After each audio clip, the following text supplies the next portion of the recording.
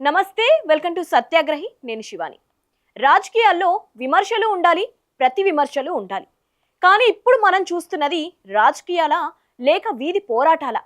ఒక వ్యక్తి విధానాల మీద మాట్లాడటం పోయి అసలు నువ్వు ఎవరికి పుట్టావో నిరూపించుకో అనే స్థాయికి మన నాయకులు దిగజారిపోయారా?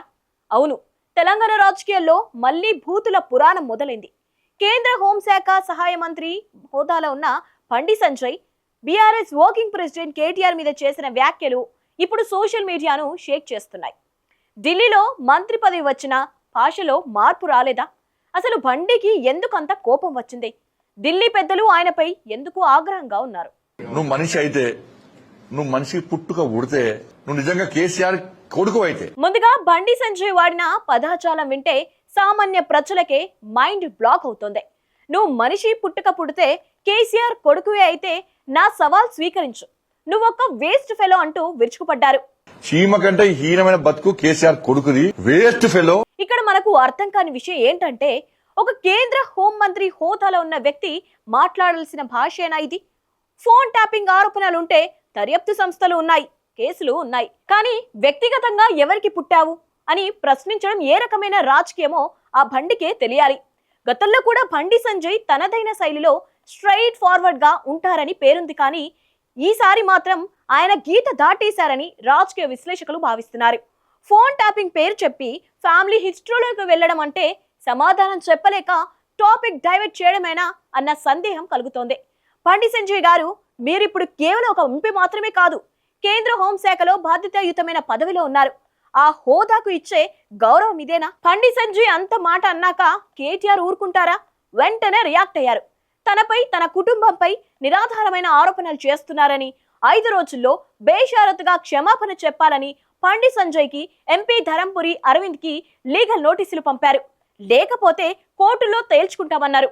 ఇక్కడ ఒక సెటారికల్ పాయింట్ ఏంటంటే, బీజేపీ నేతలు ఎప్పుడు మాట్లాడినా కేటీఆర్ జైలుకు వెళ్లడం ఖాయం, కేసీఆర్ ఫ్యామిలీ ఊచలు లెక్క పెట్టడం ఖాయమని దశాబ్ద కాలంగా చెబుతూనే ఉన్నారు. కాళేశ్వరం అన్నారు, ఈ ఫార్ములా అన్నారు, ఇప్పుడు ఫోన్ ట్యాపింగ్ అంటున్నారు. విచారణలు ఉన్నాయి కానీ ఆధారాలు చూపించి లోపల వేయడం కంటే మైకుల ముందు బూతులు తిట్టడమే ఎక్కువైందని జనం నవ్వుకుంటున్నారు. భూ కబ్జా ఆరోపణలపై కేటీఆర్ వేసిన ప్రశ్నలకు సమాధానం చెప్పలేకనే బండి సంజయ్ ఇలా అమ్మా నాన్నల దగ్గరకు వెళ్తున్నారని బీఆర్ఎస్ నేతలు సెటైర్లు వేస్తున్నారు. ఏది ఏమైనా కోర్టు నోటీసులంటే బండికి కొత్తేం కాదు. కానీ కేంద్ర మంత్రి హోదాలో ఉండి ఇలాంటివి ఫేస్ చేయడం ఆయన ఇమేజ్ కు డ్యామేజ్. ఇప్పుడు అసలు విషయానికి వద్దాం. బండి సంజయ్ కేంద్ర మంత్రి, తెలంగాణ నుంచి ప్రాతినిధ్యం వహిస్తున్నారు. మన రాష్ట్రానికి కావాల్సిన నిధుల గురించి, బడ్జెట్ లో జరిగిన అన్యాయం గురించి, విభజన హామీల గురించి ఎప్పుడైనా ఇంత గట్టిగా గొంతు ఎత్తారా అంటే సమాధానం శూన్యం. పెట్రోల్, గ్యాస్ ధరలు పెరిగితే బీజేపీ నేతలకు నోరు రాదు. తెలంగాణకు కొత్త ప్రాజెక్టులు రాకపోయినా కలం విప్పరు. నియోజకవర్గాల పునర్విభజనలో దక్షిణాదికి జరుగుతున్న అన్యాయం గురించి మాట్లాడరు. కానీ కేటీఆర్ ని తిట్టాలంటే మాత్రం డిక్షనరీలో లేని పదాలని బయటకు తీస్తారు. ప్రజలు మిమ్మల్ని ఎంపీలుగా గెలిపించింది, కేంద్ర మంత్రులుగా చూస్తోంది రాష్ట్రం కోసం పోరాడతారని. కానీ మీరు మాత్రం కేవలం ఓట్లు, సీట్లు, తిట్లు అన్న చందంగా రాజకీయం చేస్తున్నారు. రేవంత్ రెడ్డితో కుమ్మక్కయ్యారని వస్తున్న విమర్శల నుంచి తప్పించుకోవడానికే బండి సంజయ్ కేటీఆర్ మీద ఈ రేంజ్ లో విరుచుకుపడుతున్నారనే టాక్ కూడా గట్టిగా వినిపిస్తోంది. తాజా సమాచారం ప్రకారం బండి సంజయ్ వ్యాఖ్యలపై బీజేపీ అగ్ర నాయకత్వం కూడా తీవ్ర అసహనంతో ఉన్నట్లు తెలుస్తోంది. కేంద్ర హోంశాఖలో ఉండి ఇలాంటి వ్యక్తిగత విమర్శలు చేయడం వల్ల పార్టీకి దేశవ్యాప్తంగా చెడ్డ పేరు వస్తుందని అమిత్ షా, జేపీ నడ్డా వంటి నేతలు ఆగ్రహం వ్యక్తం చేసినట్టు సమాచారం. రాజకీయ విమర్శలు పాలసీల మీద ఉండాలి కానీ వ్యక్తిగత పుట్టుకల మీద కాదు అని బండికి క్లాస్ పీకినట్లు టాక్ నడుస్తోంది. రాజకీయాల్లో ఒక వేలిని ఎదుటివారి వైపు చూపిస్తే మిగిలిన 4 వేళ్లు మన వైపే చూపిస్తాయన్న కనీస జ్ఞానం ఉండాలి. తెలంగాణ ప్రజలు చాలా చైతన్యవంతులు. ఎవరు అభివృద్ధి కోసం మాట్లాడుతున్నారు, ఎవరు కేవలం పబ్లిసిటీ కోసం బూతులు తిడుతున్నారో వారికి బాగా తెలుసు. ఇప్పటికైనా బండి సంజయ్ తన భాషను మార్చుకుంటారో లేక లీగల్ నోటీసులకు భయపడి క్షమాపణ చెబుతారో చూడాలి.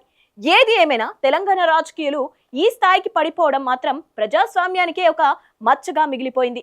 మరి బండి సంజయ్ ఈ పుట్టుక రాజకీయాలపై మీ అభిప్రాయం ఏంటి? ఆయన వాడిన భాష కరెక్టేనా? ఢిల్లీ పెద్దలు ఆయనను మందలించడంలో తప్పేమైనా ఉందా? కింద కామెంట్ సెక్షన్ లో తెలియచేయండి. ఇలాంటి మరిన్ని ఇంట్రెస్టింగ్ పొలిటికల్ అనాలిసిస్ కోసం మన ఛానల్ ని ఇప్పుడే సబ్స్క్రైబ్ చేసుకోండి.